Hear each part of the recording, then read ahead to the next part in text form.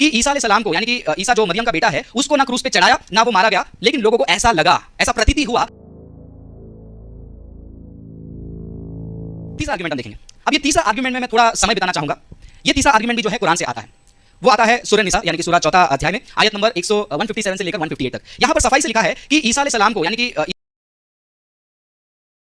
ईसा अलैहिस्सलाम को यानी कि ईसा जो मरियम का बेटा है उसको ना क्रूस पे चढ़ाया ना वो मारा गया, लेकिन लोगों को ऐसा लगा, ऐसा प्रतीति हुआ कि उसको क्रूस पर चढ़ाया। अब हम इस आयत को जो है थोड़ा स्टडी करके देखेंगे। क्यों स्टडी करना है? क्योंकि प्रेरित पौल ने कहा पहला कुरिन्थियों में 15 अध्याय में, यदि मसीह मृतकों में से जी नहीं उठा तो आपका और मेरा विश्वास क्या है? व्यर्थ है, हमारा प्रचार बेकार है और हम अभी भी पापों में पड़े हुए हैं। तीन चीजें यहां पर, हम अभी भी पापों में पड़े हुए हैं, हमारा विश्वास वेस्ट है और ये गलत चीजों का ये प्रचार हो रहा है। शैतान यही चाहता है कि सब लोग पाप में ही पड़े रहे,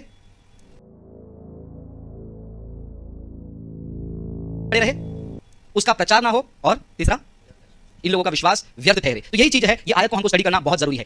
चलिए, जैसे मैंने पहले एक बात को आपको बताया, यदि कोई किताब एक बयान को करती है, वो बयान में उसको बरकरार होना जरूरी है। अगर बाइबल कहती है, बहुत लोग कहते हैं ना कि तुम्हारे बाइबल के बहुत सारे वर्जन है, कैथोलिक के अलग से बाइबल है, इनके अलग से बाइबल है, इनके अलग से बाइबल है, हजारों बाइबल है, लेकिन एक भी बाइबल ये नहीं कहती है कि यीशु मसीह क्रूस पर नहीं मरे।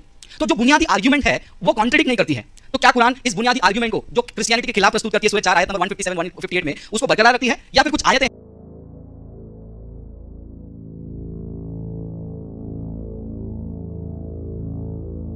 आयतें हैं कुरान में जो सवाल खड़ा करता है? क्योंकि कुछ कुरान को ट्रांसलेट करने वाले, अनुवाद करने वाले ट्रांसलेटर ने भी जो है कुरान को ट्रांसलेट करते करते नीचे कुछ बातें लिख छोड़ी। ये बातों को हम कह तो रहे हैं, लेकिन थोड़ा ध्यान देना पड़ेगा यहाँ पर। एक इंटरेस्टिंग किस्सा सुनाऊंगा। एक ट्रांसलेटर है वाहिदुद्दीन करके, उनके बारे में मैंने यहाँ पर प्रेजेंट किया हुआ है, लेकिन जब ऑन द वे हम आ रहे थे, मैं प्रोफेसर अकबर से बात कर रहा था, प्रोफेसर अकबर ने कहा कि वो ट्रांसलेटर से मैंने बात किया है, वो ट्रांसलेटर में एक बहुत बड़ी बदलाव आई है। वो मसीह नहीं बना है, लेकिन उसने अपना ट्रांसलेशन चेंज किया है। वो कैसे हम देखेंगे बाद में।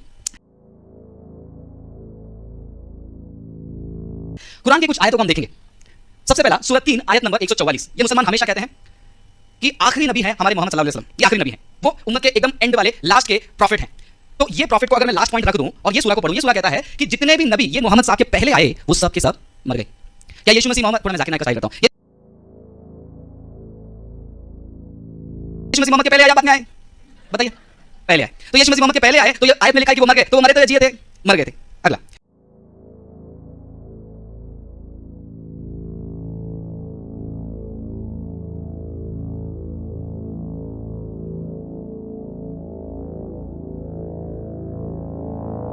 सूरह 3 आयत नंबर 144 में हम पढ़ सकते हैं, जो मोहम्मद अली यूसुफ ट्रांसलेशन है, वो क्लियरली लिखते हैं, Muhammad is no more than an apostle, many were the apostle that passed away before him. और उन्होंने ये जो ट्रांसलेशन वर्ड आप देख रहे हो, मेनी वर द अपोस्टल, वो अरबिक में जो है अल रसूल लिखा है, व्हिच मींस द अपोस्टल्स, जो इंडिकेट हमको स्ट्रांगली करता है जितने भी मोहम्मद साहब के पहले थे वो मर गए।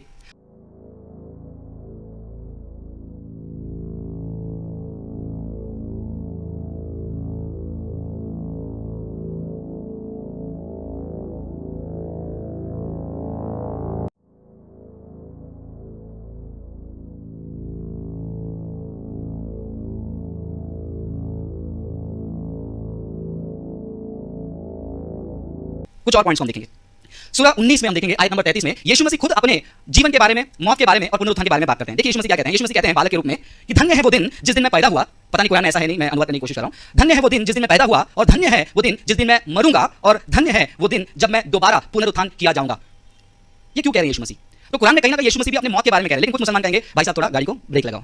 यीशु मसीह क्या कहते हैं? तुम्हारे ईसा वो ये कह रहे हैं कि उनका जन्म हुआ लेकिन उनकी मृत्यु अभी तक नहीं हुई। जब दज्जल या फिर एंटीक्राइस्ट वगैरह आएगा, यीशु मसीह दोबारा आएगा, वो क्रूस को तोड़ेगा, ईसाइयों को बताएगा कि मैं तुम्हारा गॉड नहीं हूं, सुअरों को मारेगा, और लास्ट में अल्लाह के बारे में वो भी क्या करेगा? कलमा कहेगा और सारे इस्लाम के पैगाम को फैलाएगा, और अंत में उनकी मौत होकर और मोहम्मद साहब के कब्र के बाजू में जो है उनको दफनाया जाएगा। दो कब्र हमेशा हमेशा के लिए खाली रहने वाली है, एक जिसमें से यीशु जी उठा, एक जो मोहम्मद के बाजू में एक और मसीहा के लिए रखा है वो आके दफनाया जाएगा। ये दोनों कब्र हमेशा खाली रहने वाला है, क्योंकि यीशु मसीह हमारा वो मरा जी उठा, उसका सबूत जो है हमारे पास है। तो ये सवाल का जवाब हम कैसे दें जो लोग कहते हैं कि यीशु मसीह जो है बाद में आएंगे और फिर से मरेंगे?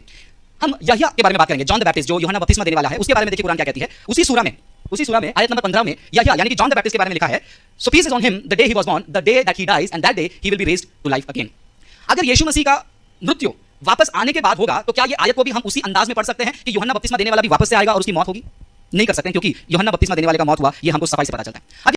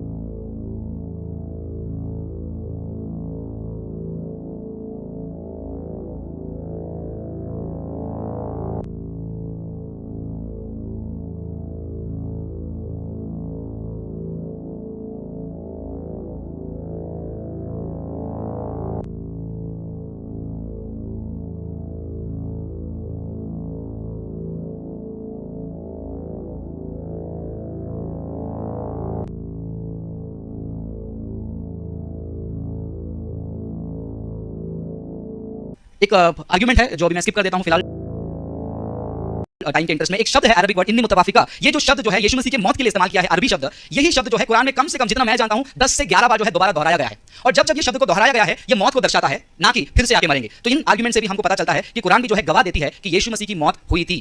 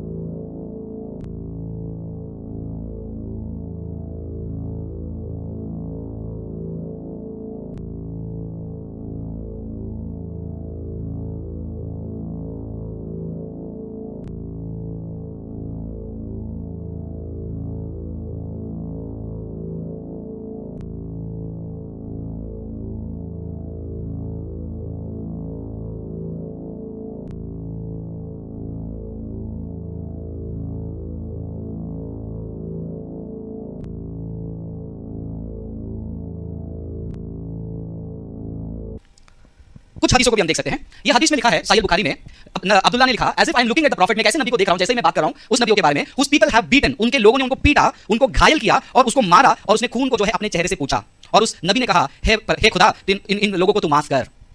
कहीं सुना लग रही है? सुना लग रहा है? उस नबी के बारे में मैं बात कर रहा हूं जिसको उन्हीं के लोगों ने पीटा, उसको मारा, घायल किया और लहू से उसने अपने मुंह को जो है पूछा और कहा हे खुदा इनको माफ करो। ये कहां हम पढ़ते हैं? ये चीज को हम पढ़ते हैं लूका की किताब 23वां अध्याय में 34वें वचन में।